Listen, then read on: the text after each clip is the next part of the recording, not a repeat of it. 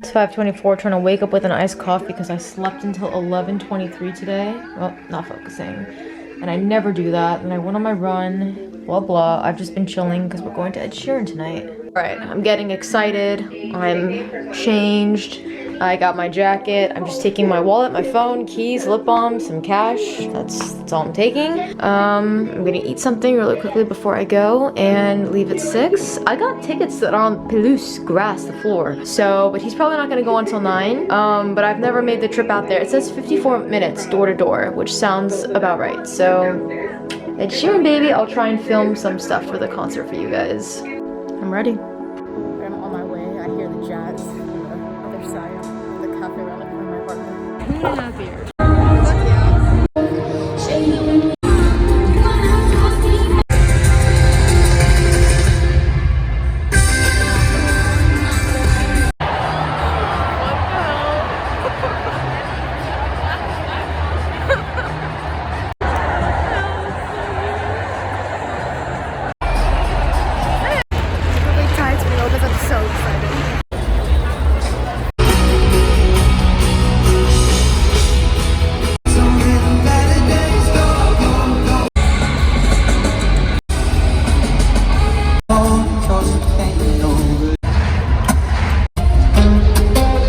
Back in 2018, about a week before you guys won the World Cup, by the way. What a time.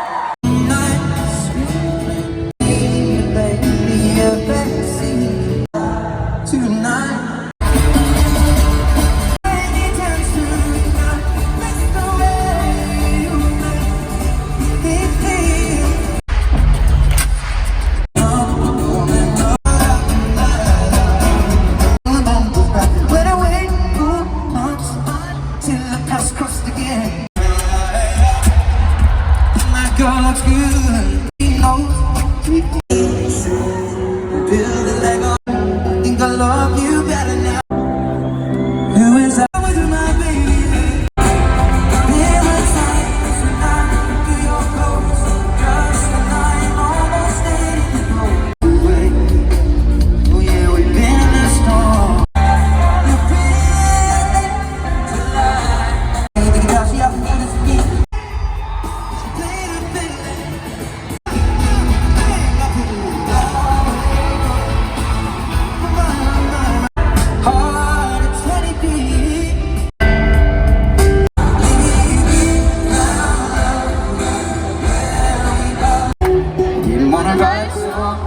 I didn't want anyone thinking I still care, I know, but you still hit my phone, I think I was wrong.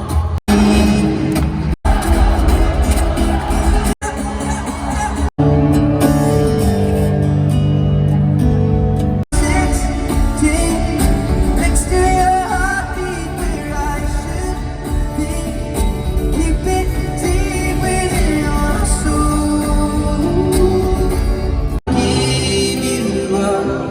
This time, darling, just kiss me slow. You between my arms.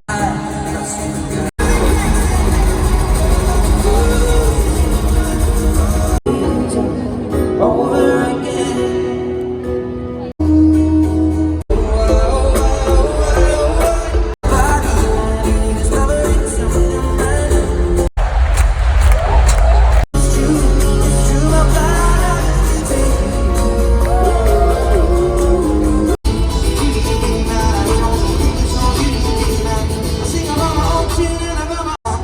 Smoking on a crack. I won't be that I lose that.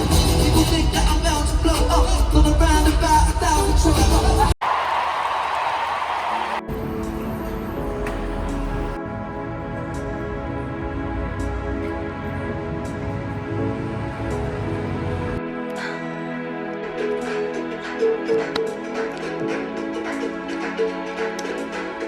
My bug bites are killing me, but wow, that was the first time I've had like a really great night in a long time. I'm gonna do a 20-minute workout. I'm gonna go picnic with some vegan ceviche and go walk on this park that I've been meaning to go to next to Ambelize for a while. Eaten alive, zinc oxide everywhere. That's how it's going.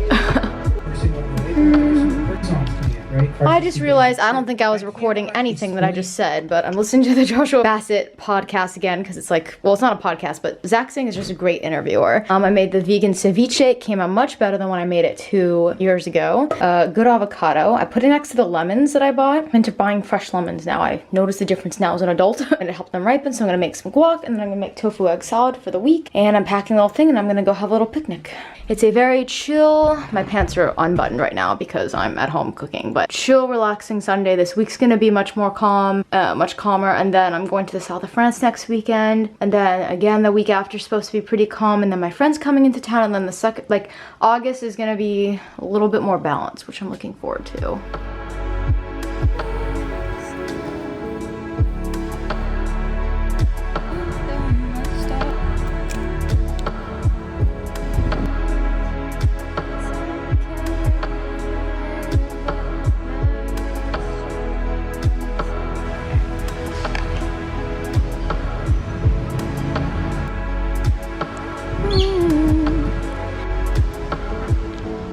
I was lying by the school, right?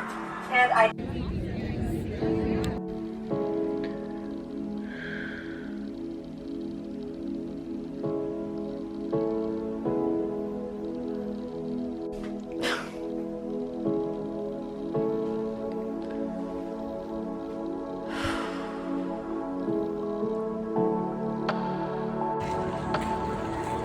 I'm pretty sure that I filmed last year's of this just like this on the floor, except if you told me this time a year ago that I would live here and that I would work in Paris full time, I probably wouldn't believe you. So I forgot to do this video. I usually do it every July right before my birthday, but I'm doing it, I'm backing away so that maybe you can see me a little bit better. I'm doing it this year and I'm gonna have some overlays of Ed Sheeran concerts in my past weekend here, and I made this video, I skipped 19, but I make this video of all the things that I learned every year before my birthday. So this is 23 things that I learned at 23, and if you guys followed me on my journey, 23 was just, we'll save that for the last one, but 23 was a lot. The first thing I learned at 23 is that things do work out. It's really tacky, but after all my trials and tribulations with France and trying to get here and trying to get a job and all of it, you do get what you want in the end. It just takes time. And that leads me to number 2, is that time is the answer to everything. It's very infuriating. Life is not a storybook, but life unfolds in chapters. Great song from Descendants. But time is the answer to everything, and it will reveal all of your deepest, darkest questions. But 3, that it's really important to recognize for me, I don't like the cliche that time heals all wounds, because they don't. Time does not heal all wounds. It lessens them all, but there are some things that mark us forever, and it's okay. There's something that I'm gonna mention later at another number. But that 3, that real friends do come back. Last year on this floor, if you told me that I would speak to my best friend again, at that time I would not believe you. After all, nothing is the same in a year. Just sometimes it's not the right chapter or time for them to be in your life. 4, like I said, absolutely nothing is the same in the year. If you told me a year ago that I would live in this apartment, that I would work as a writer, be in Paris, be financially stable, have all of the things that a Stephanie 2 years ago, stuck in Potomac, would kill for, I wouldn't believe you. So it's one of my favorite quotes that I've said. Absolutely nothing is, after all, nothing is the same in a year. 5, risks are worth taking. Wow, I mean, I took so many risks. I came here without a job. I came here with the faith and believing in my supernal belief that I was meant to live in France, and it paid off. So you know what they say, like, big risk but big reward, and that's exactly what happened with me. 6, your past self is proud of your present self, guaranteed, even if the you're talking to right now can't see the forest from the trees. Whenever I'm upset these days, I will think back to literally me 2 years ago, you know, sitting at Blue Bottle Coffee in DC or sitting on my mom's chair in Potomac, and I would say to myself 2 years ago, 2 years from now, you will be in France, you will have a full-time job, and I said you'll be there, and that's exactly what's happened. I am here now. So just to always remind yourself that you are somewhere that your past self killed to be. Paris is enough. I'm still very in love with Paris, but also it's a sometimes kind of thing. I do need a little bit more in my life, as in I need to rely on things like concerts and travel and creating things to get through my life, and that's okay. But that Europe still has my heart. Getting to travel to Switzerland and Spain again, these countries that I've missed for so long, it's it's gratifying to know that simple pleasures like that still exist. What she said at the bar was true, that my heart isn't with a person, it's with a place, and I know it. And 10, that another thing she said at the bar was right. You can't force people to mature because they'll grow to resent you for it. And 11, I have some really incredible friends. I've really, especially the past couple months, narrowed down who are real friends or not. But I've also got a lot of shitty ass friends, and I need to stop opening up to shitty people and letting them kind of walk all over me. Yeah, 12, you can't control how other people react. This has been a huge lesson the past couple of months, that I am not responsible for someone else's emotions or how whatever something happened elicited to get them to that state of mind. That's not my prerogative. And 13, more specifically, I can't control how someone's going to read what I write.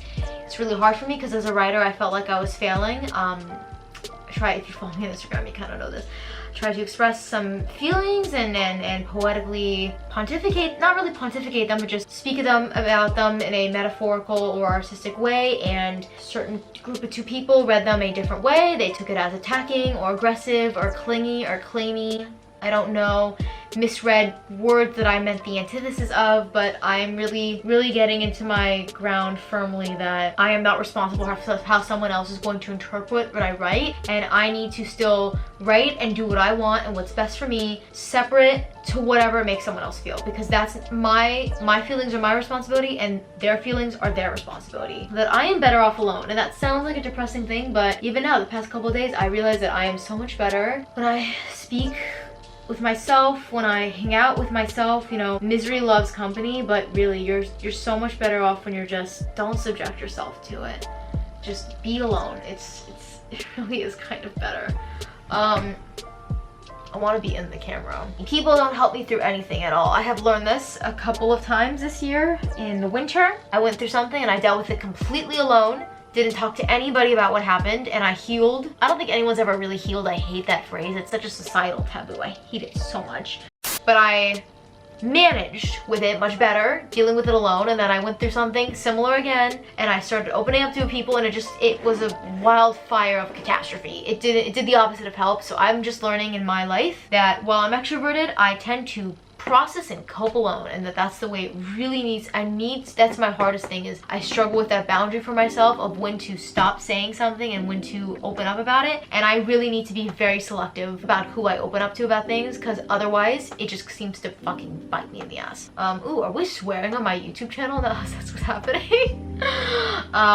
Yeah, I guess that's what's happening. We're at that point in life, you guys. This is kind of a nice one, that your relationships with your parents can improve or change when you move out and become independent. I have a really good relationship with my mom right now that I did not expect to happen, but also I kind of did. Because when you move out and you have that boundary of these are things that aren't up for discussion anymore, then you can really have a friendship with your parents, and it's special. Friends need to come naturally. I had a couple of weeks where I was socializing nonstop, trying to replace something that I had, and my mom said to me, and I've said to myself and other friends have said to me, like, you can't replace someone, you can't replace people. I've said this for a long time, you can't replace people. And this crap of like Tinder and Bumble for friends and like seeking connections, people will come into your life when and if they're supposed to be your friends, if they have a fitting place in your life. They shouldn't be forced. You shouldn't go seeking friendships, because those aren't friendships. That's seeking something else. Solving problems isn't a I'm lying down now, I guess is what's happening. Solving problems is not a one size fits all solution. Everyone is different, everyone process is different, so everyone having these things like, oh, go to the bar and get drunk and you'll get over it, that's like not a way that everyone gets over it, you know? Like, that's just not the primary or most productive method for all people, especially not me. So that's something I've really learned, is that, you know, I'm not a computer, I'm a human being, and I have different ways of doing things. I've really learned this year that there's something in my life that no matter how it turns out, I know I'm going to emotionally deal with it for the rest of my life. And I go back and forth on it every day of my life. It's something I think about every day of my life. And I have really been trying hard to accept and keep societal crap out of my mind. There's a quote from 13 Reasons Why that I love when they're having Hannah's memorial service, and Dylan Minnette, who plays Clay, says, I miss you. I don't think I ever like not will, but maybe there will come a day where I don't think about it every minute of every day. It won't be a burning thought. It won't hurt so bad every minute of every day. And that's something I'm gonna really try and take into 24 and hopefully all the rest of the years of my life here on this planet. This weird planet. It's to not like, we have this like unhealthy stereotype that healing means getting over it completely, moving on from it completely, and I don't think that's not reasonable. That's not feasible. It's not attainable, and I don't want to do that. So I've kind of just accepted that I have some feelings about something that may not, I don't think, are ever going to completely go away, and that it's okay. It's just like any other thing, like depression or whatever. It's just something I have to manage, and that it's not perfect, but I can try my best to manage it. Funny that life is expensive. I have so many expenses right now. My new EP is gonna drop soon. My plane ticket to the US, my titre de séjour, my website renewal. I'm just going through a hella expenses right now. Like, I'm fine, but you have as adults, you realize to just you always have, you never know when life is gonna just throw an expense at you. But I'm happy that I'm in a place where it's not financially stressful anymore. That I dream big, but rest assured, it seems that I always get what I want in the end, and it reminds me of something that my dad said to me a couple years ago when I was really upset about not being able to get to France, and I said it was my dream, and he goes, okay, well, you'll have another dream one day. And I didn't get what he meant, but now I do, because now I'm in France and I've accomplished this dream.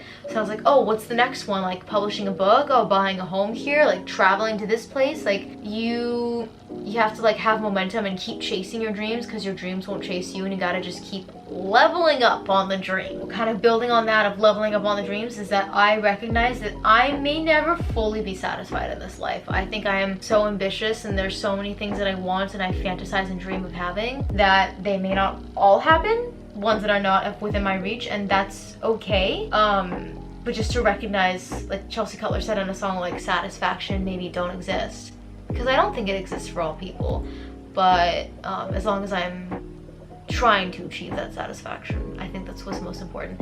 And just 23, that 23 was the most, I made a joke on Instagram and on Facebook like that 23 was the hands down the longest decade of my life, but that's literally what that year felt like. It was just the most eventful, difficult, heartbreaking, joy-inducing, happy, everything year of my life. Like there's nothing that did not happen at 23. I'm tired. Like 24, I'm tired.